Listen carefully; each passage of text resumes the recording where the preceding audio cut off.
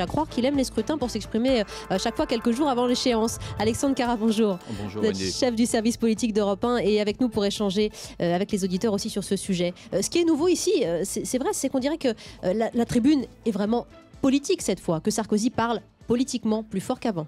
Mais d'abord, il y a un positionnement. Il faut voir bien le président de la République, c'est un ancien président de la République, se place au-dessus de la mêlée. Donc à aucun moment il ne parle de François Hollande, à aucun moment il ne parle de l'UMP, il ne parle que d'Europe. Et de quelle Europe parle-t-il?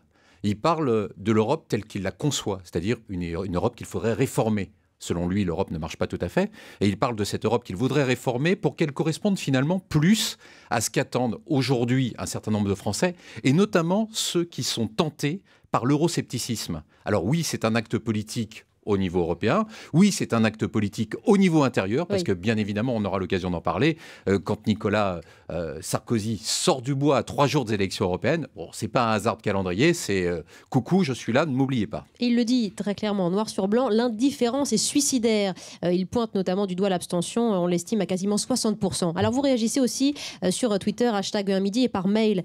Joseph nous dit, quelle loi interdit à un ex-président d'exprimer ses positions? Nous concernant, on a besoin de tous et de Nicolas Sarkozy compris, Alexandre Kara. Ah ben évidemment, bien évidemment. D'autant plus, je vais vous dire que la droite a besoin de la voix de Nicolas Sarkozy. Pourquoi? Parce que la nature a horreur du vide. Et au cas où ça vous aurait échappé, Wendy, il n'y a pas véritablement de leader aujourd'hui à l'UMP. Il y a plutôt une guerre fratricide. Donc effectivement, pour Nicolas Sarkozy, j'ai envie de dire, c'est un boulevard. Et surtout que l'UMP se déchire sur l'Europe. On l'a entendu, on l'a vu il y a encore quelques jours avec Oregano. On voit bien que d'un côté, il y a ceux qui sont très pro-européens, et puis il y a ceux qui sont tentés par l'euroscepticisme. Alors tout d'un coup, Nicolas Sarkozy, en sortant de son silence, apparaît comme le grand sage, il apparaît au-dessus de la mêlée, puis surtout, il apparaît comme le leader naturel de la droite qui n'en a pas aujourd'hui.